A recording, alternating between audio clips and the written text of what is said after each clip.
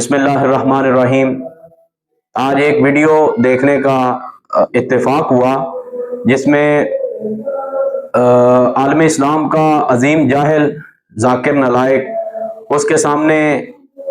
ایک سوال کیا گیا جس سوال کے اندر لڑکے نے یہ واقعہ بیان کیا کہ حضور علیہ السلام پر ایک بڑھیا کوڑا کرکٹ پھینکتی تھی، تو اس کے اس بات میں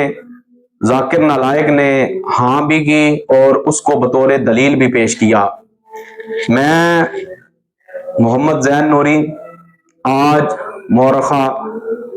12 اکتوبر بروز ہفتہ اس بات کا اعلان کرتا ہوں کہ ذاکر نالائق سامنے آ جائے، جہاں پر بھی میدان لگانا لگا لے۔ اگر وہ اس حدیث کی صحیح سند ثابت کر دے اور ذخیرہ حدیث میں سے، کتب حدیث میں سے اس حدیث کو ثابت کر دے تو انشاءاللہ 5 لاکھ روپے میری طرف سے اس کو انعام دیا جائے گا۔ دوسری بات، اگر وہ اس حدیث کو ثابت نہ کر سکا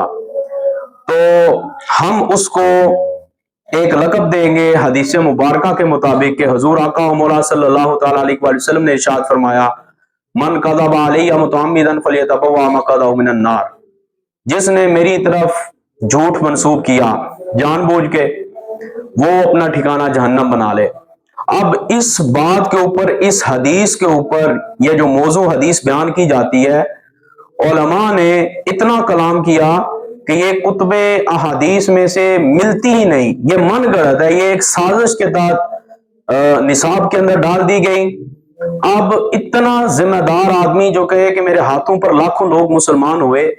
ان مسلمانوں کا فیوچر کیا ہوگا؟ مجھے تو اس بارے میں بھی تشویش کا اظہار ہے کہ ان کا امام اور ان کو مسلمان کرنے والا شخص وہ قرآن کا حوالہ دیتا ہے اور کہتا ہے کہ سورہ نمبر 41، یہ قرآن کی سورت ہے، سورت نمبر 41 حامیم سجدہ، سورت فصلت، اور آیت نمبر 64، جبکہ قرآن کریم کی سورہ نمبر 41 کی ٹوٹل آیات جو ہیں وہ 54 ہیں، 64 نہیں، 54 پر اختتام ہو جاتا ہے اس سورت کا۔ اب ان جوہلاء سے میں مخاطب ہوں جو کہتے ہیں کہ جناب ذاکر نالائق سورت بھی بتاتا ہے،